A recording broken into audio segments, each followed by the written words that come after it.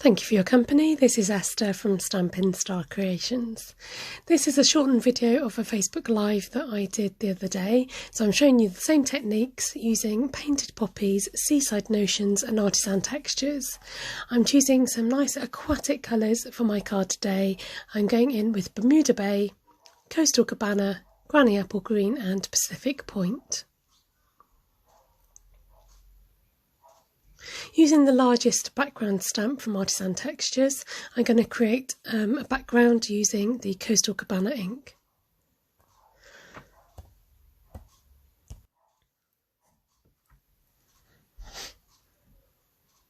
Then using the leaves from Painted Poppies, and I'm going to start laying down some textures and some stamping in the background. Using the same colour, Coastal Cabana.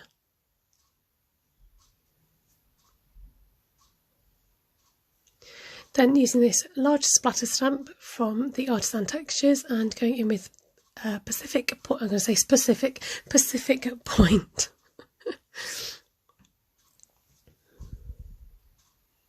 Then this same stamp set has the kind of like little wavy design and it's got a bubbly, pebbly design.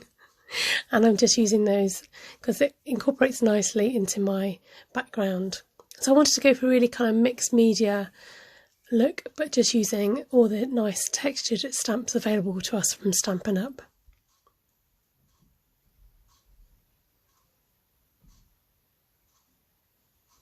Going in with the coral stamp, I'm using it as seaweed here to add onto the background with Granny Apple Green.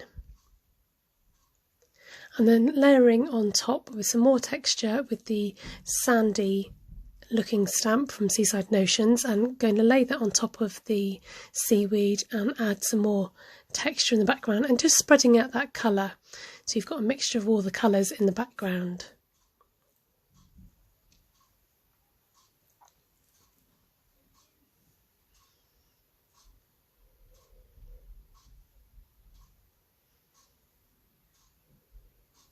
I decided to turn my card around. It just was more aesthetically pleasing to have it the other way up.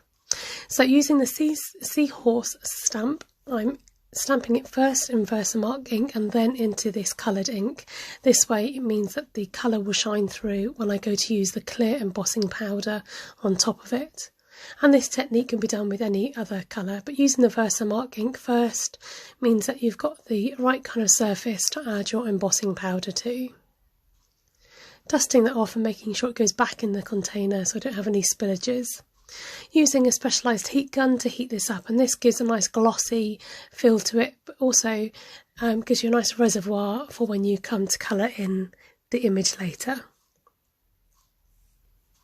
I knew I wanted to use my masks with this particular card, so when I pulled out the trees I thought, oh, this would look nice as coral.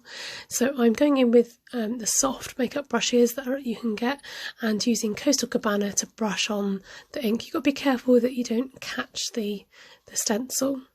Now unfortunately I do go over my stencil, so I've got funny striping marks across it, but I'm going to disguise that a bit later on.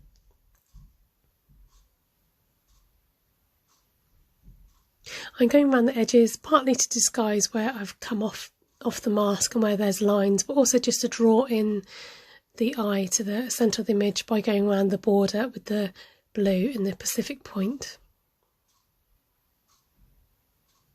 So colouring in the Seahorse, I've laid down Pacific Point along the spine and then working with Bermuda Bay and our blender pens, which just picks up the colour and then blends it nicely into each other using my colour palette that I've used on the card. So leaving a bit of white space, I'm going to add in some Granny Apple Green to highlight other areas of the Seahorse.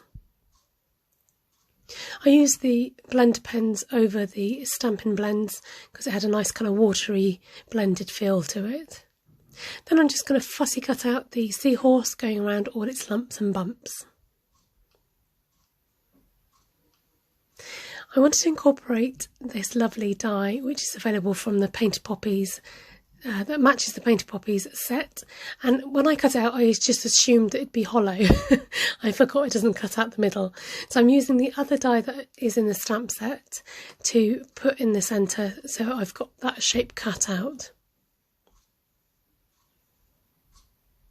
And incidentally, it created this nice scallop shape.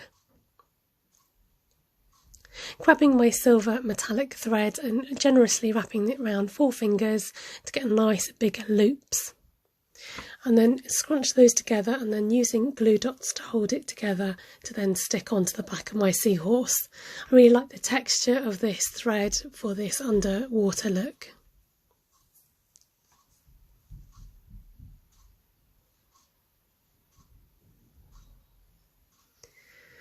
Just holding the thread in place, and then I'm going to lay on some mini dimensionals, and this just helps to pop up my seahorse. Then using the border of the dimensionals, I'm just cutting a strip down and then cutting smaller pieces, and I want to add this to the tail and to the nose of my seahorse so that the cutout will adhere to the card without bits being flicked up. Sticking it down securely is what I'm trying to say. Sorry, when you do voiceovers, you've got to find the words. Using some multi-liquid purpose glue, I'm dabbing this onto my die cut image to adhere this to my card. Then just plucking off the backing of my mini dimensionals to go ahead and stick down that seahorse.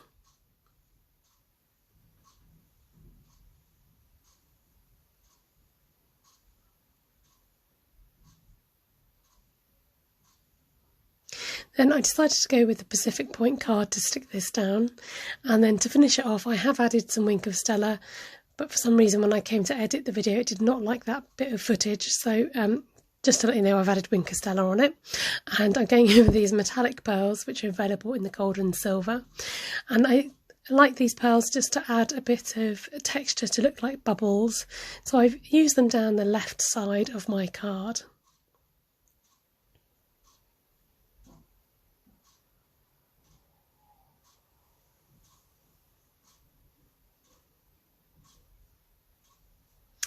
There you have it. I hope you enjoyed the video today. Do give me a thumbs up if you've liked this, subscribe to my channel for more videos in the future, and comment below, let me know your thoughts. Many thanks. Hope you have a really good day. Take care. Sorry about my boo-boos. Alright, bye for now.